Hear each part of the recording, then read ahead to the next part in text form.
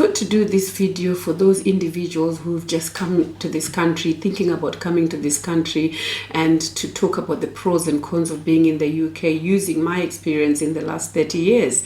And I'll be talking about loneliness, how to combat loneliness, and how to really be able to manage your finances efficiently and effectively so that you may be able to live a fulfilled life. Because in this country, if you don't manage your finances, you'll end up working so hard, and in turn you'll end up living a very lonely existence.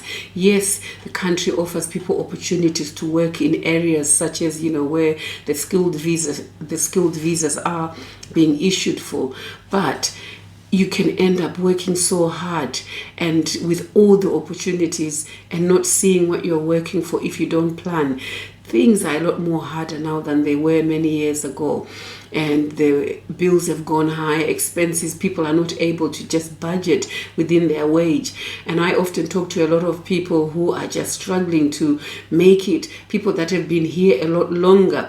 They're living hand to mouth. Husband and wives are alternating shifts to be able to combat childcare, which is one of the biggest almost one of the more expensive bills that people have in this country. So I just thought, if I was to give you some of my tips, you take what you need, you leave what you don't need, and then you'll be able to adopt it and apply it to your own life.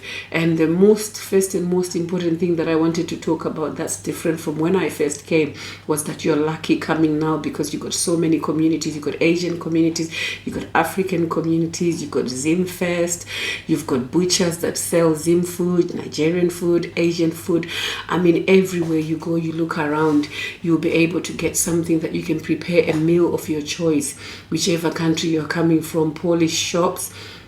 So that's something that's already there that wasn't there during my time. So that's a privilege, because I remember going for years without eating salsa, without finding the milli meal to be able to make it. So I had to adopt. And not only that, I didn't see many people that I could interact with in certain parts of the country that I could relate to. So yes, there was loneliness, but we had to be patient. We had to make do. But the guys that are coming now are able to fly back and forth and will not experience the level of loneliness that some of us experienced during our time. Why? It's because we sometimes had to apply for visas, and it could take a year whilst your passport is at the Home Office.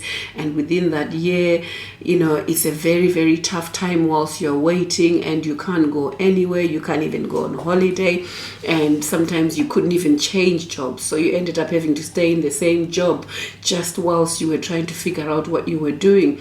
So these are some of the challenges that some of us faced that you won't be able to face. And opportunities are vast. I mean, they're countless, to be able to come into a stable job, stable income, good schools for families, and you get paid for your job. You get paid fairly for your job, although some might not agree with what I'm saying, but actually you have that. And then you have the opportunities and careers for your children to go to universities, to be able to also go to good schools, where they learn. Although some people can debate and argue that some of the education systems in Africa are a lot better because they're a lot more stricter, and the discipline is a lot better out there than in some parts here. So there's a few to be debated, but you've got the healthcare, and you've got job opportunities if you've been to university, if you've studied, and you've got opportunity to do a vast number of things, which I'll be sort of sharing with.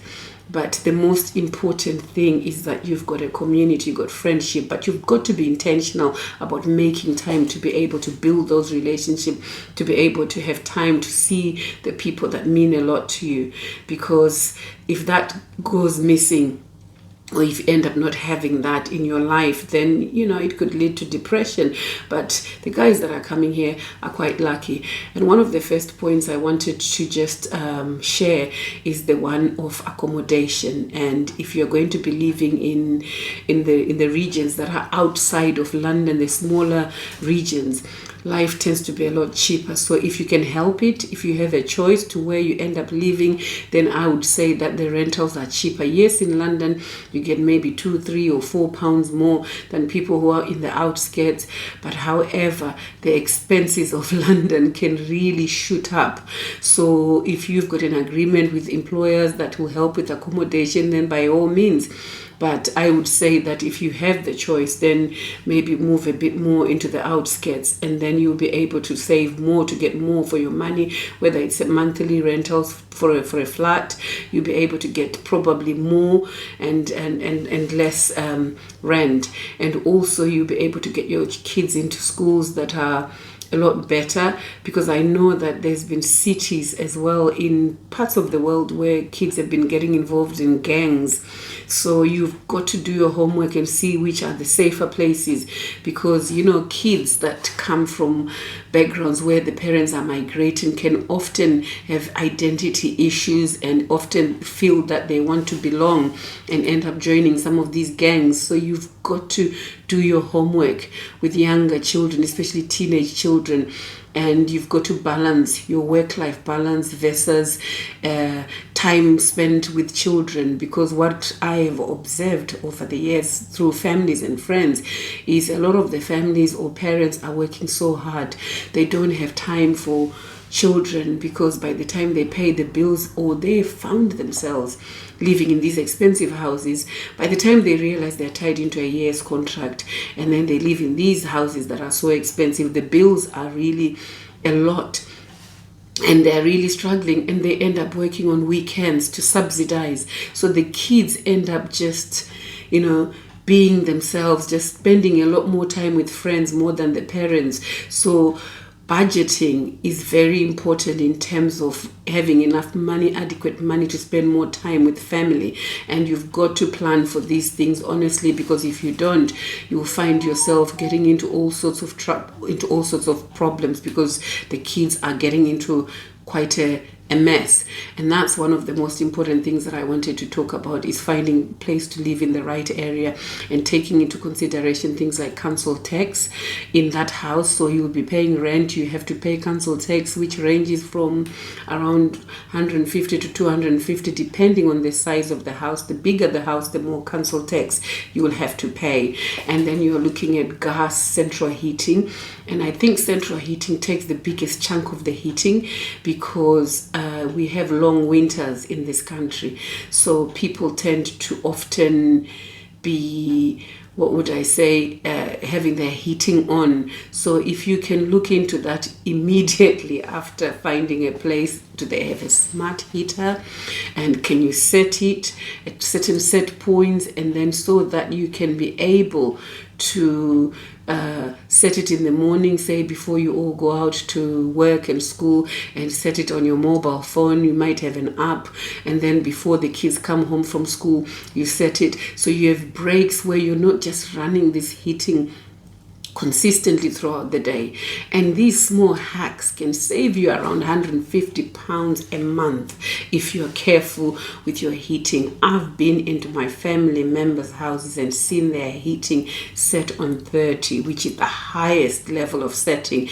And I'm telling you, people will be burning gas all day long, and then they will get a £400 bill, £500 gas bill, or a month. And I'm getting, for a similar property, I'm living in the same house, and I'm paying 150 a month for my gas and electricity. So because we are saving on certain things, so that's a lot of money already. And if we look at you getting your car, the right size car, not too big a car, something you can afford to fuel. That's the most important thing. Something that you have a tire puncher, you're able to pick up a tire for maybe 50 to 80 pounds. But a bigger car, you're looking at higher prices and higher insurances. And also be mindful that when you're a newcomer in this country, the insurances initially start high. Especially if you're a new driver, it will be ranging from probably £100, 70, 80, 100 for most people that are new drivers. If you've been driving a lot longer, it might be a bit cheaper. Then you've got the MOT, then you've got the wear and tear if you're going to be getting a second-hand car. So it's important to look after your car, make sure it's well serviced. That's another saving hack.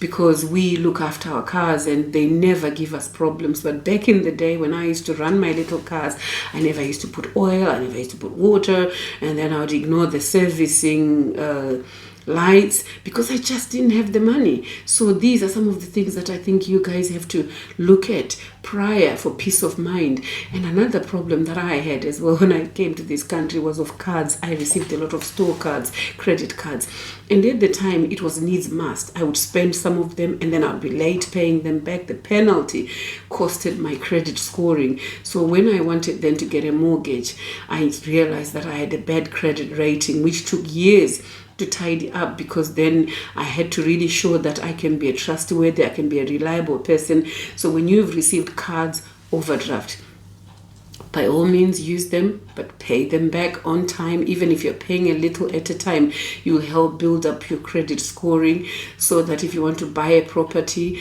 and purchase it, then you'll be able to be in a good position to do so. But be mindful that with buying a property or getting a mortgage, they will need 10% of the deposit of the property that you're going to buy. So you've got to try and save that. So all these saving hacks can help you to do so. But I tell you, if you find yourself living in a rented accommodation that's very expensive, council tax is very expensive, and then maybe in terms of the bills are now so much more expensive. If the house is an old property that's not insulated, so it takes a lot of heat to heat it up, and heating is a big thing and needs to be taken into serious consideration, because that's one of the biggest things that we pay for in this country. So if you look at the new builds, they've got insulation, so the houses they're building now are a lot better at heating, so they stay warmer for longer, so you end up saving in the long term.